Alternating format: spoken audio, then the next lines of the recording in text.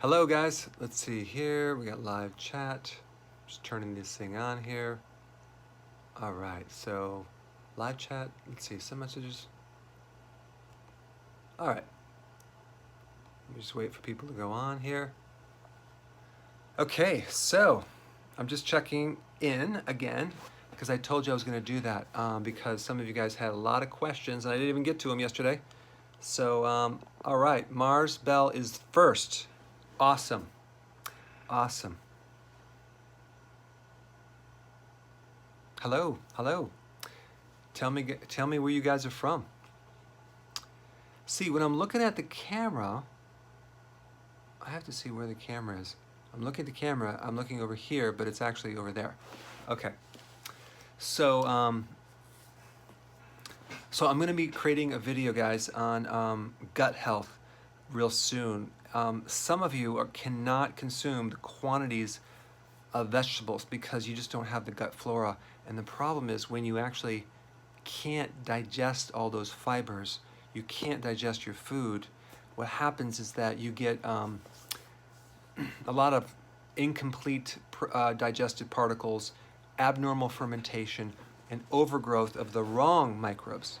And that can create a lot of waste and bloating and gas and things like that. So there's a wonderful yogurt recipe that I'm going to demonstrate with very low sugar because you're going to make it for 24 hours yourself. And that giving you that time will allow the lactose to be eaten up to the point where there's just very small amounts of sugar. So the carbs in there is going to be like real easy to do on a keto. And that way you can consume this. And because you're making it at home under low heats, you're getting more strains, you're getting more microbes, and you're getting a better quality product with low sugar. And that can actually start to build up your gut flora so you can actually do more and more vegetables. But you can also do fermented. But I will create that video shortly. I just have to get the materials. You have to get a little starter.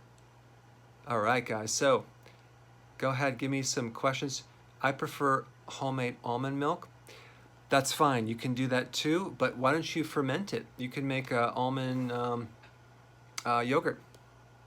Okay. Can carrots aggravate rosacea? I've never heard that. Not that I know of. What common foods to avoid?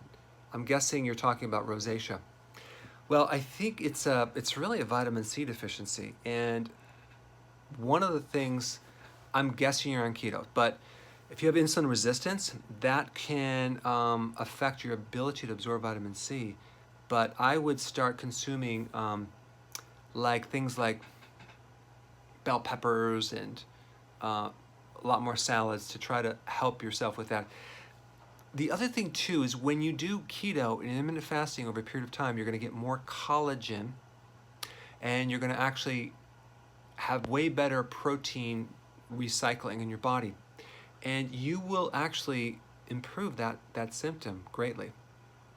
All right, let's see here. Hey, Dr. Berg, I'm 17, 6 foot tall, and I'm curious, would I say men keep growing in weight into their 20s? Yeah, they can actually keep growing until their 20s. Yeah, that's true. Probably 21 is when you're going to stop. But the peak growth spurt is right around like 17, 18. That's when you're growing like usually the peak, but you might grow a little bit longer because your bone growth is not, the end plates aren't completely 100% closed. Okay. Do you want to know how to grow taller? I can't make you grow taller than your genetics, but there's an interesting product that I've recommended to other people that actually they seem to grow a little bit more. And it's called Pituitrophin PMG. Pituitrophin PMG. You can get it from Santa Process. It's online. And it just kind of allows the pituitary gland to give everything it needs to maximize your growth, especially if you want to grow taller. Okay, so let's see. Water fasting isn't sleeping 8 hours and is eating normal. Oh, You're not sleeping 8 hours. My boss is water fasting, but he isn't sleeping 8 hours and is eating normal. Yeah, that's a problem.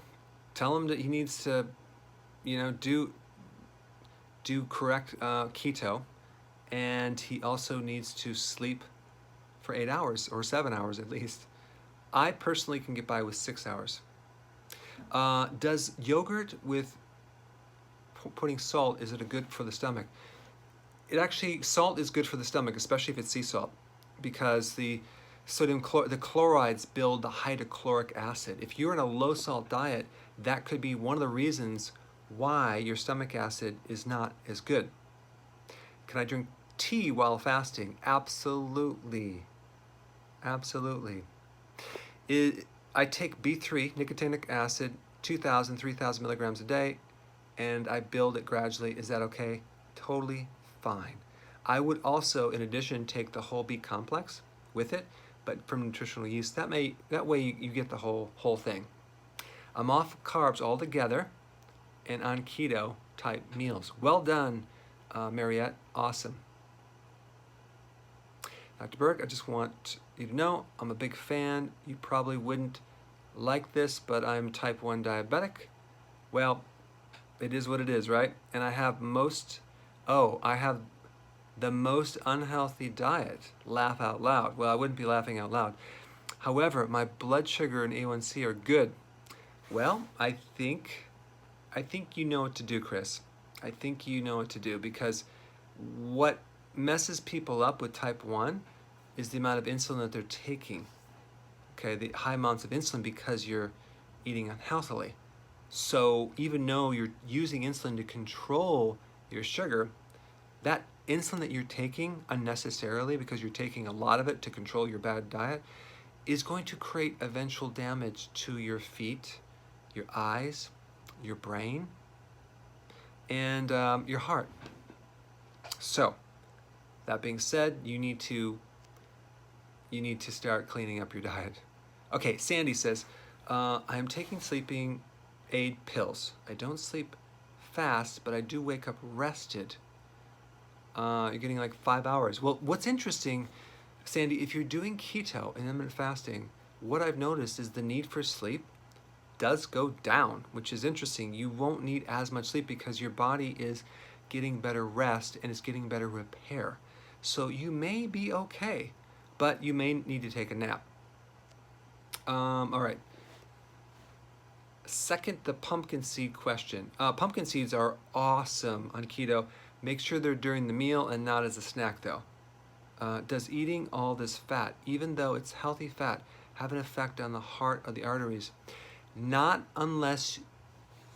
if you keep your carbs low. They will not have a bad effect. But I do want to actually say something about fat. Some of you guys are just consuming fats that aren't giving you the key benefit of fats, okay? Like the quality of fats.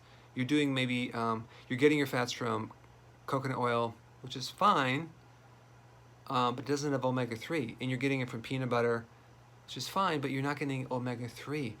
Omega-3 fatty acids are essential because your body can't make them and it needs them. You can get it, but we really want the DHA in the EPA one, and that's in all the fish, the oysters.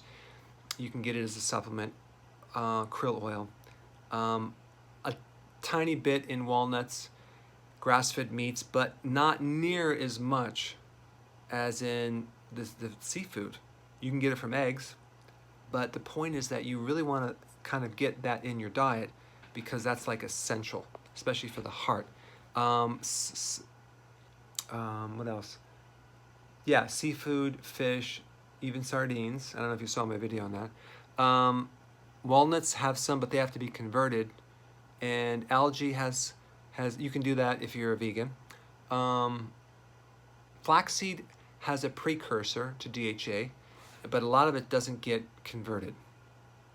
All right, weight training while fasting. I highly recommend it. I highly recommend you do your workouts when you're fasting. You're just going to get a better workout. You're going to be leaner. And think about it. You're in fasting. You're increasing growth hormone. you're going to burn more fat. As soon as you eat, when you're like have a snack or something, you're going to just blow it. Like it's going to raise insulin, and then the benefits kind of go down. So it actually can help you. How do I get my ketones up? Well, you want to by getting your carbs down, because ketones and carbs kind of go like this. Bring the carbs down, the ketones will go up. Bring your carbs up, the ketones will go down. Okay? Any tips on managing chronic pain in my calf? Yes. So much so that I can't stand or walk 5 minutes. All right, guys. I wish I could actually see right now. Actually, I don't know. Can I bring you on? No, I can't. Because I would demonstrate something. I need to know what calf. Is it in the right calf or the left calf? Let's pretend it's on the right side. Then you're going to work on the left side. If it's on the left side, you work on the right side. Have someone massage the opposite calf up into your knee. Work it out. And I'm going to tell you something. It's going to hurt like hell. Go light and just kind of go right in there and start doing the opposite side on the calf. You're going to find the pain in the calf on the bad side will go away like that. If I could actually see you now and have you do that and have everyone see that. I used to do this in front of large groups, and people just go like, how does that work? Because the body has all these electrical circuits that connect the left to the right, and you can affect one side by working the opposite side. But if you have a calf problem, let's say on the right side, you have to do one extra step. You have to work on the opposite thigh, especially on the outside of the thigh, on the front of the thigh. You have someone massage that. You can do it and start walking. You'll be able to walk and you'll be hopping around like, how did that work? It works really good. I think I might even have a video on ankle pain, and the technique is the same. All right, 2 questions. I drink your electrolytes during my fast. Is that okay? Yes, there's not a problem because there's no calories, hardly at all. There's minerals. Also, my muscle recovery after CrossFit workouts take longer to recover from somewhere from 3 days. Well, I think what's happening is that your body is like, it's actually, somehow you're getting more breakdown and somehow it's taking a bit longer to recover. I would suggest that you add a little bit more intermittent fasting into the mix, because CrossFit is hardcore. And I'm surprised that you even recover in 3 days, because it's pretty intense. I don't think that's abnormal. If you want to increase the recovery, the thing to do is add vitamin E, and you can also add B1, which will actually decrease lactic acid buildup. So just do that, and I think you'll be happy. All right. I'm sharing with everyone, but many are saying I'm not overweight. And I am trying to tell them it's not just for weight loss, it's for health. I'm calling it keto health. Yeah, well, this is what I say. Keto goes way beyond weight loss. It can create huge health benefits for your performance. I'm talking about your cognitive performance, your concentration, your energy, your mental energy, your inflammation. It can really, really, really help you guys, okay? All right. Dr. Berg, is there such a thing as estrogen dominance in men? Yes, there is. I have a video on this. They need to do a lot of cruciferous, and they need to do sea kelp. Those 2 things will help them greatly and avoid soy. Okay, keto with a fatty liver. I have a video on that. You need to take choline, do the keto intermittent fasting, but choline will speed things up tremendously. Okay? Any supplement for severe arthritis? The best thing I would do is stinging nettle root, okay? And do longer fasts with low carb. But stinging nettle root is the best, okay? Take large amounts of it, and that will be the thing that'll help you. All right, good. Okay, guys, I just wanted to touch base, say hello, answer a couple questions. I hope to see you guys at the summit coming up in October. If you don't know about it, go to ketohealthsummit.com. Yeah, that's where we're going to be. It's going to be a blast. Have a great one, guys. We'll see you.